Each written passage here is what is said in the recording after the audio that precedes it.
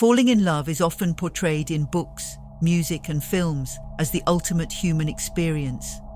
It's seen as a sacred euphoric state where all the colors of life become vibrant, problems fade away, and two souls unite in cosmic union.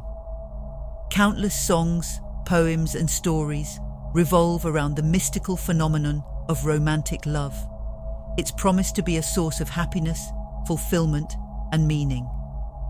But in reality, the experience of falling in love frequently fails to live up to its mythical hype. The soaring highs of new love often come crashing down to earth. Rather than being a cure-all for unhappiness, romantic love can often cause deep harm to our mental and even physical well-being.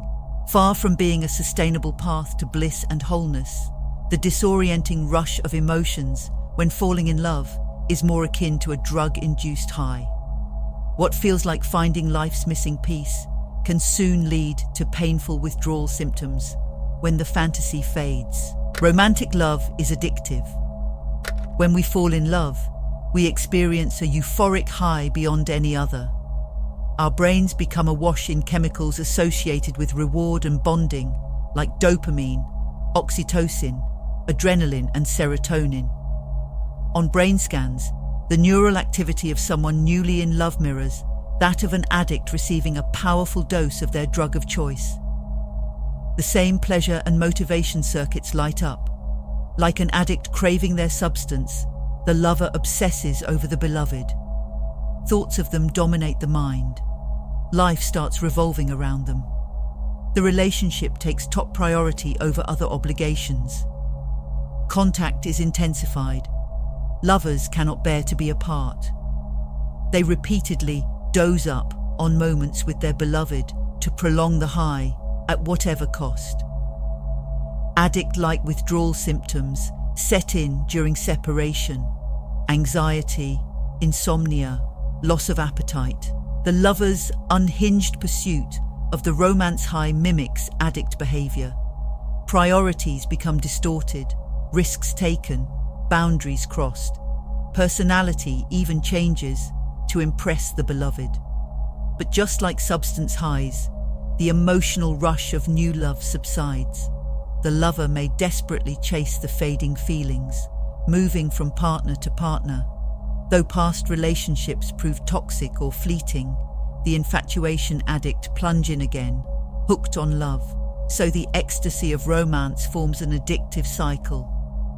Short-lived rapture leads to painful withdrawal when reality settles in.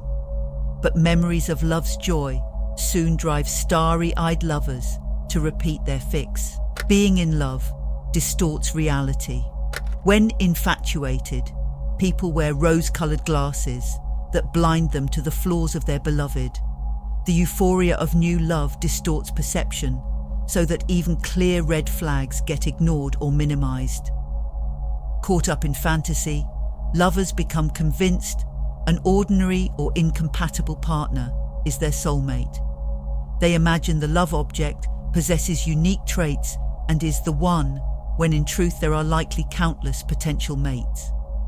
In this delusional state, risky and inappropriate behavior in pursuit of the relationship seems reasonable. Compromising values, moving too fast, spending recklessly, all are justified by love's spell. The threat of losing the beloved drives infatuated people to extremes they would normally avoid.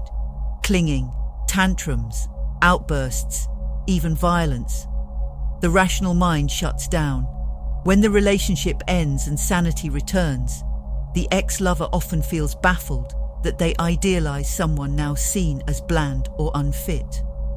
How did biology hijack my brain, they wonder.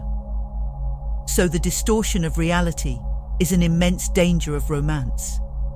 Rationality and wisdom are eclipsed by fantasy and feel-good brain chemicals.